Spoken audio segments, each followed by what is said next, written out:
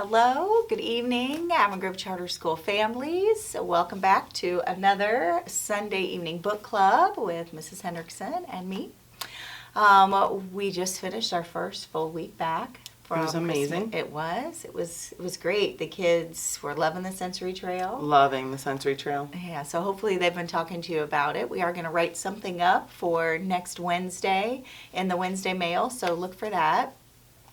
We just had an exciting week with lots of things. We had our Flurry of Fun this past week where prospective kindergarten families came to check out the school.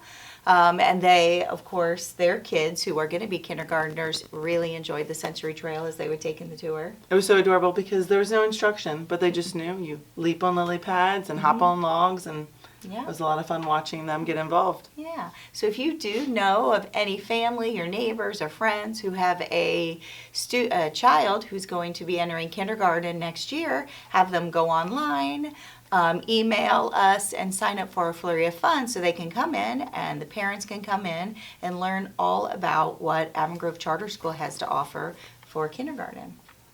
We are going to go ahead and continue our reading for the month. So remember, we're reading Revolutionary War on Wednesday. We just left off with Jack and Annie in the bitter cold coming up to a camp, and they're not quite sure if it's a friendly camp or not. They are thinking it might be redcoats, but they're not sure. So let's keep going. Chapter 3, it's time. Annie lifted up her long dress and ran to the tree close to the river. Jack held onto his hat and ran after her. They peeked out from behind the tree. More snow flurries swirled in the twilight. Redcoats? Whispered Annie. Can't tell, said Jack. In the flickering firelight, the men didn't seem to be wearing uniforms at all. They wore ragged pants and coats. Some even had their feet wrapped in tattered cloth. Come on, Annie said. She ran to the tree closer to the river. Jack followed. This is as close as we should get, he whispered. But we still can't tell what they're wearing, she said. She crept forward and hid behind a straggly bush. No, closer, Jack whispered. But Annie took off again. She crouched behind a rock. She was only about 10 feet from the campfire. Oh, brother, she's way too close now, thought Jack. But he took a deep breath and ran to the rock. When he joined Annie, she looked at him with a grin. This is like hide and seek, she whispered. It's not a game, Annie, Jack whispered. It's war. Be serious. I am serious, said Annie, her voice rising. Shh, Jack said. But it was too late. One of the men stood up and looked around. What's the matter, Captain? Another asked. I heard something, said the captain. He held up his musket. Jack stopped breathing. Who's there? The captain shouted. Jack looked at Annie. She shrugged. We're caught, she whispered. Who's there? The captain shouted again. Just two kids, Annie answered in a small voice. Come out and show yourselves, the captain said. Jack and Annie stood up from behind the rock. They both held up their hands. We come in peace, said Annie. In the shadowy twilight, the captain moved towards them. Who are you? He asked. We're Jack and Annie, said Annie. Why were you spying on us? He asked. We weren't spying, said Jack. We wanted to know if you were redcoats or patriots. Which would you like us to be? The shadowy figure asked. Patriots, said Jack. We are patriots, the captain said. Thank goodness, said Annie. The captain smiled. Where are you from? He asked. His voice had finally softened. We're visiting relatives nearby, Jack said. Frog Creek, Pennsylvania, said Annie at the same time. But that's amazing, the captain said. My farm is in Frog Creek. Where is your farm? Jack didn't know how to answer. It's near the Frog Creek woods, said Annie. All farms are near the woods, the man said with a laugh. What? Just then, someone called up from the river. It's time, Captain. The captain turned to the other men near the campfire. It's time, he repeated. The soldiers quickly put out their fire. They stood with their muskets on their shoulders. Time for what, Captain? Annie asked. Time to meet up with our commander-in-chief, he said. Return to your family now so your mother and father won't worry about you. Yes, sir, said Jack. It is nice to see children, the captain said. I was just trying to write a letter to my own son and daughter. I didn't know what to say to them. Tell them that you miss them, said Annie. And the man smiled. I do indeed, he said softly. He then turned and headed up the riverbank. His ragged men followed soon behind. They all disappeared into the cold mist. Jack looked around. The wind was blowing harder. The snow was sticking to the ground. "What now?" he asked. More than anything, he wanted to go back home.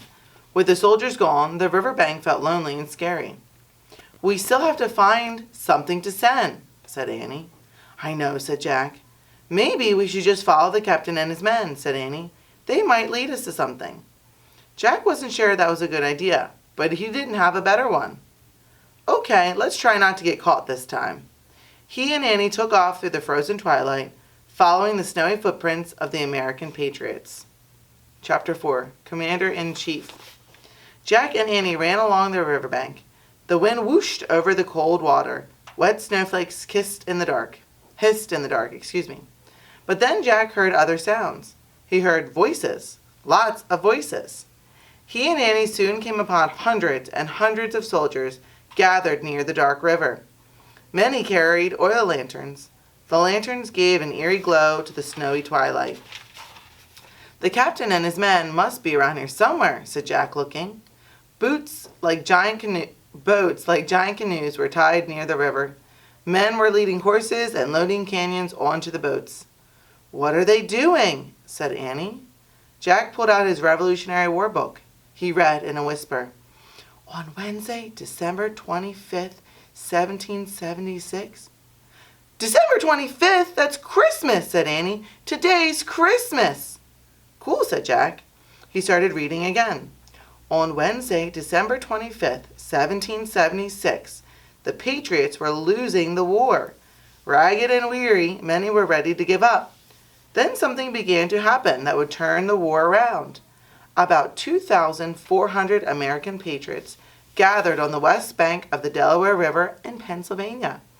They prepared to cross the river to go on a secret mission." "A secret mission? Oh, man," said Jack. He started to pull out his notebook. "Attention, troops! The commander-in-chief!" a soldier shouted. Jack and Annie saw a man in a dark cape and a three-cornered hat ride up on a white horse. The commander-in-chief loomed above the crowds of soldiers. His cape flapped in the wind. He sat calmly and with dignity on the back of his horse. Even at the distance, Jack thought that the commander-in-chief looked familiar. Very familiar, but he couldn't figure out why. "A dangerous mission lies before you all," the man shouted above the wind. "But I want you to have courage. You must remember the words of Thomas Paine." The commander-in-chief held up a paper, and he read to his men. "These are the times that try men's souls. The summer soldier and the sunshine patriot will, in this crisis, shrink away from the service of their country. But he that stands in it now deserves the love and thanks of men and women." "Wow, that's great," whispered Annie. Listening to the powerful words, Jack felt his spirits rise too. "The harder the conflict, the more glorious the triumph," the commander-in-chief read on. "What we obtain too cheap, we esteem too lightly. It is dearness only that gives everything its value." There was a silence, as if everyone were thinking about the words the man had read. Then the soldiers started cheering and clapping. They didn't seem tired at all anymore. Now they seemed eager to set out on their mission. The commander-in-chief saluted his men. He steered his horse toward the river. As the horse moved past them, Jack got a better look at the rider. He gasped. Of course, he thought. He'd seen that face before on dollar bills. Jack grabbed Annie's arm. "I know who the commander-in-chief is," he exclaimed. "He's..." Oh, I'm going to stop there. It does tell us in the book, but I want you to have a conversation with maybe mom or dad or someone at home and see if you can figure out who the commander-in-chief was during the Revolutionary War, and then come find Mrs. Johnson and I and let us know. Yes, I can't wait to see who comes up to us and lets us know who that is. I think I have a sneaking suspicion who it is. Yes, I'm going to check out some dollar bills. All right, well, thank you so much for joining us. We do have one last thing. The week of National School Choice Week on Friday, we do have a family bingo planned. So information was sent home this past Wednesday. So please take a look at it, and if you're interested, please sign up. And that's Friday, January 31st in the evening here at ELC. Have a great night, and we'll see you next week. Good night.